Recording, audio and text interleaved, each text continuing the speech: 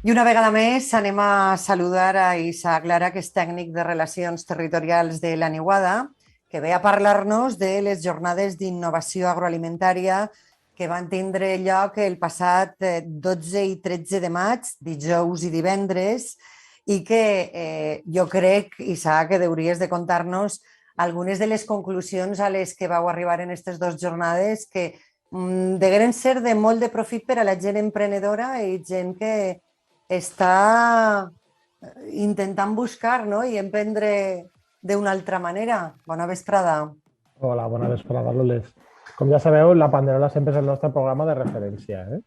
Muy bien, I sí, m'ha agradat. volíem contar-vos un poc aquestes conclusions, aquestes novetats que vam poder conèixer en esta primera jornada d'innovació agroalimentària i un poc és, repassant, començant per l'inici, vam fer una xerrada relacionada amb el que seria la innovació en el camp agrari. Ahí vam poder conèixer a diferents empreses especialitzades en aquesta innovació i, sobretot, donar-li una volta. Així podem anar veient diferents fotografies d'aquesta fira. Entonces, esa innovació en el camp agrari, en què es tradueix? Pues es tradueix en oferir diferents productes novedosos per a l'agricultura, però oferir-los des de ja. Diferents formes de cultivar.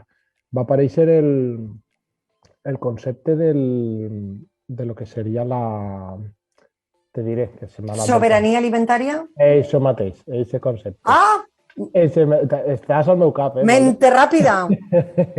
No, el concepte de la sobirania. Entonces, clar, si no sabem d'on ve, no podem avançar en aquest aspecte. Necessitem aquesta innovació per saber i per poder cultivar, sobretot, productes de proximitat. Clar.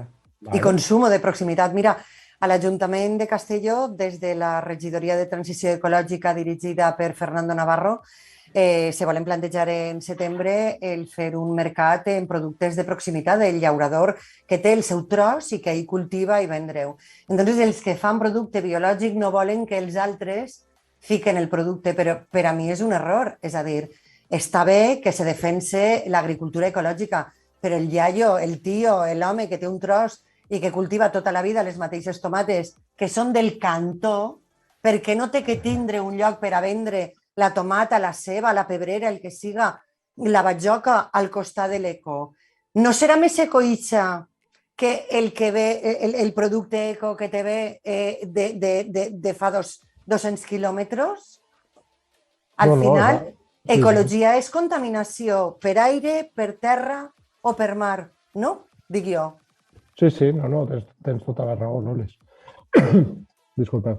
Entonces, per continuar un poc, tenim el concepte de la sobirania alimentària, després ens passem a lo que seria la transformació alimentària, altre gran desconeguda, perquè al final l'agricultor, en aquest sistema tal com el tenim estructurat, és el que menys rendiment treu. Entonces, moltes voltes, si aconsegueix fer aquesta transformació o adaptar certa part de la transformació, probablement podrà donar-li un valor extra a aquest producte i ajudar a sostindre esa economia per a aquesta pròpia persona. Entonces, ahí vam tindre exemples molt xulos, com per exemple el de Dulces La Cartuja, que és una empresa d'Altura que es dedica a l'àmbit de les mermelades i fa varietats infinites. Entonces, és un exemple de, ostres, tens el producte, potser el producte, el mercat, no l'està pagant com l'hauria de pagar, anem a transformar-lo. El venem transformat i elaborat i li donem aquest valor afegit que necessitem. O sigui, és canviar un poc l'estratègia. Correcte. Perquè el producte al final és el mateix. Sí, el producte és el mateix, segueix sent de proximitat, segueix sent de la finca de la vora, però li hem donat aquest valor afegit i hem sapigut complementar-lo. Entonces, és un poc... Conclusions d'aquest estil són les que hem anat assumint en aquestes primeres jornades. Després vam tindre una taula també relacionada amb la tecnologia. Clar, la tecnologia, que important és. Estar en el camp no vol dir no tindre tecnologia. Clar. O sigui, és tindre tecnologia, pots tindre tecnologia I després tecnologia informàtica, si és que tens una bona connexió a internet, que ahir ja depèn l'administració, la responsabilitat és tota de l'administració, de que tots els pobles de l'interior de la província estiguen ben connectats a internet. Sí, ese ja el tema de la connectivitat ja se'ns escapa un poc a nosaltres, però sí que és veritat que si partim d'aquesta connectivitat, tecnologia no només és tindre el millor tractor, va molt més enllà.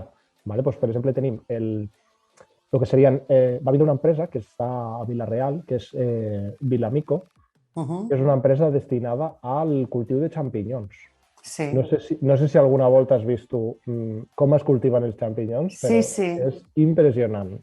Sí, a més és una fundació que, entre altres, es dedica a velar per un determinat grup de gent que necessita molta ajuda, sí? Sí, a més, aquesta empresa ens agrada molt perquè compleixen diferents coses, empleen a aquests diferents col·lectius i a més es fan partícips de la seva empresa d'una forma activa. Entonces, tecnologia ja no només és això que parlem de tindre el millor tractor, és tindre també les millors ferramentes en general per a poder donar-li i optimitzar aquest producte. I conec el director. A més, sé que Héctor Mora és el director, és un tio sensibilitzat i molt bon gestor i està fent una tasca impressionant al front. Clar. No, és que al final és el que hem parlat moltes vegades. Xicotetes accions generen grans canvis. Clar. Entonces, vam tindre també una taula relacionada amb els purins. Clar, els purins, potser a la gent de ciutat és un concepte que li queda molt lluny. Pipi de cerdo. Sí, pipis i caques. I caquitas. El que passa és que, clar, això t'ho imagines en xicoteta escala, però, clar, si n'hi ha 300 animals junts, doncs, clar, això s'ha de treballar. Entonces, des de la universitat vam presentar diferents projectes per poder adaptar buscar-li una solució a aquesta casuística. Sí, perquè a més ha sigut una problemàtica que s'ha ficat de manifest des de... Jo porto 30 anys en aquesta professió, vinc sentint el tractament de purins de tota la vida, perquè tenim moltes granges de marranos, de cerdos, a la província de Castelló i és una problemàtica. Ara s'està treballant en la transformació per a poder fer abonos, poder retornar bancals que estan pràcticament desolats i se depuren els purins en els bancals. La veritat és que si s'investiga, es treballa, se pot avançar a muntó i podem reutilitzar, que estem en l'era de la reutilització. De fet, aquest concepte de la reutilització és un concepte clau que va estar emparant les jornades tota l'estona, perquè aquesta mateixa transformació dels purins, clar, la gent diu, bueno, si són fems,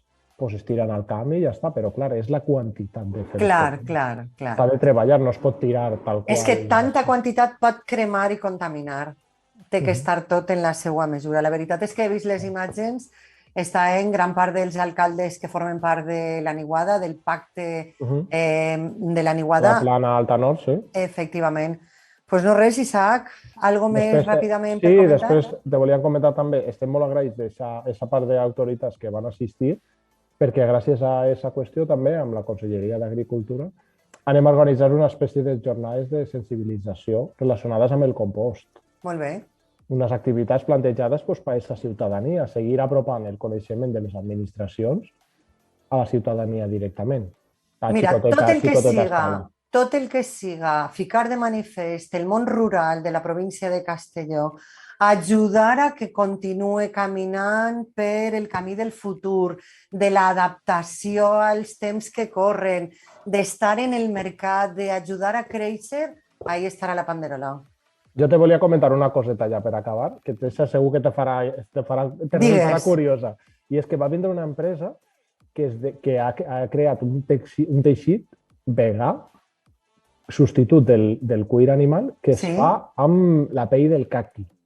Del caqui? Del caqui. Del caqui? Del caqui, sí. I és de Castelló?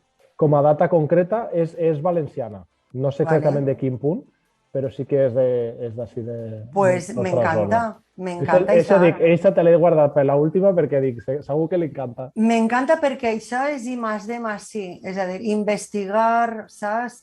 innovar i desenvolupar. Aquesta és la clau. Efectivament, i això és la clau. Pues Isaac, ens tornem a veure en 15 dies, ¿vale? Moltes gràcies, Loles. Gràcies, Vagi bé. adeu.